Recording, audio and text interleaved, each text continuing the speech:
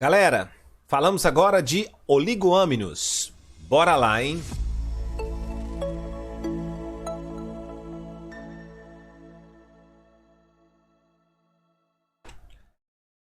Bom, pessoal, quando eu falo em oligoâminos, eu estou falando que esta placenta contém, juntamente com suas membranas ovulares, uma quantidade de líquido amniótico, pouca quantidade, para que esse feto possa crescer. Você imagina se ele fica todo comprimidinho, o útero está apertando ele, não tem o líquido amniótico, que ele tem um pouco de mobilidade. Não é ele ficar jogando bola lá dentro, que aí é o pólen.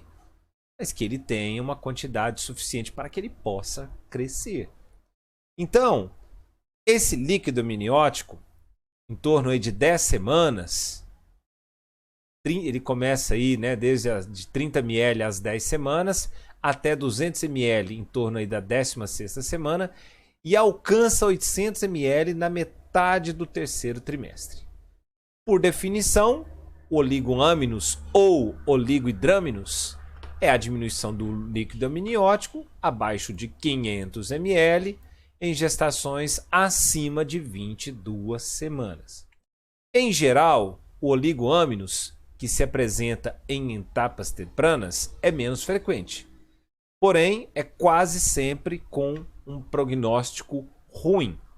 Aqui está falando mais ou menos uma quantidade de líquido em torno aí da 28ª semana, 1 litro de líquido amniótico, 40 semanas, 800. Tanto é que, por geral, o volume do líquido amniótico alcança 1 litro, em torno aí da 36ª semana ele está com 1 litro. A partir daí ele começa a perder líquido e, né, já fica com menos de 200 ml com 42 semanas. Nosso professor aqui, nosso preceptor, brilhante preceptor, ele fala que alguns países eles conservam a questão de esperar o momento do parto.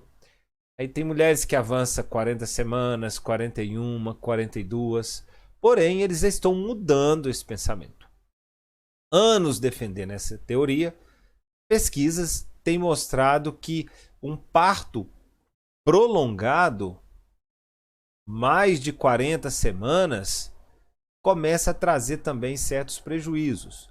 E um desses prejuízos está relacionado à diminuição desse líquido amniótico. Entre as patologias aí, se pensa muito em obstrução das vias urinárias.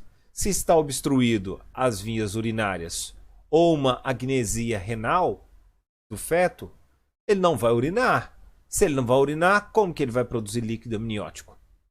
Então, isso é uma das causas aí.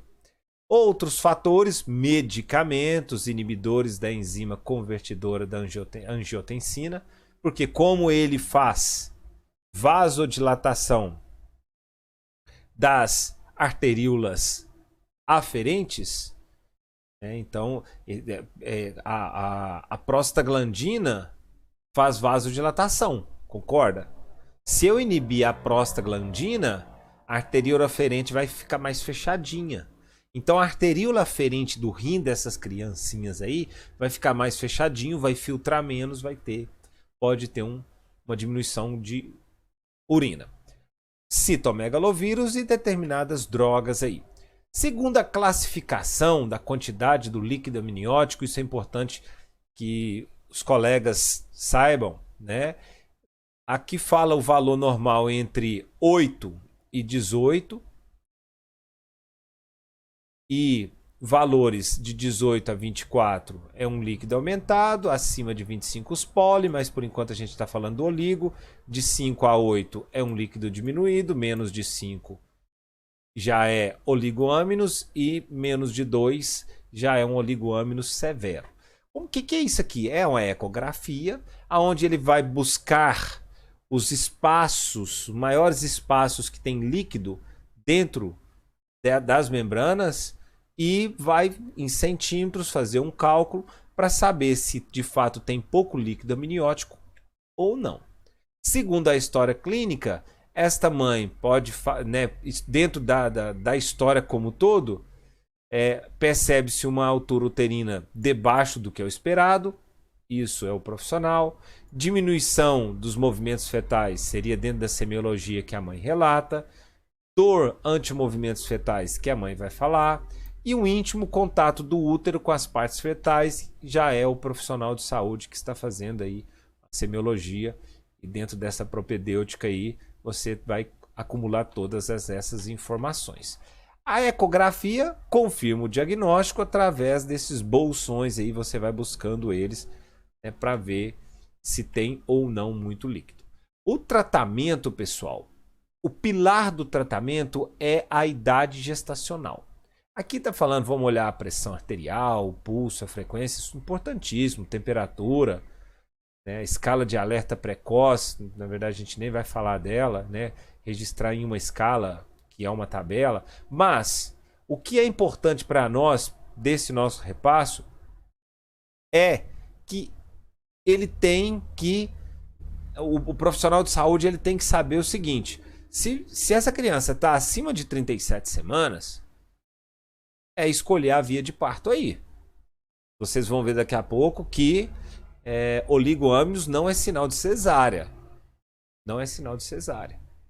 Se é uma criança prematuro menos de 34 semanas, nós temos que avaliar aí a possibilidade de segurar um pouco esse parto, fazer a maduração pulmonar e assim, né, dar sequência a esse parto.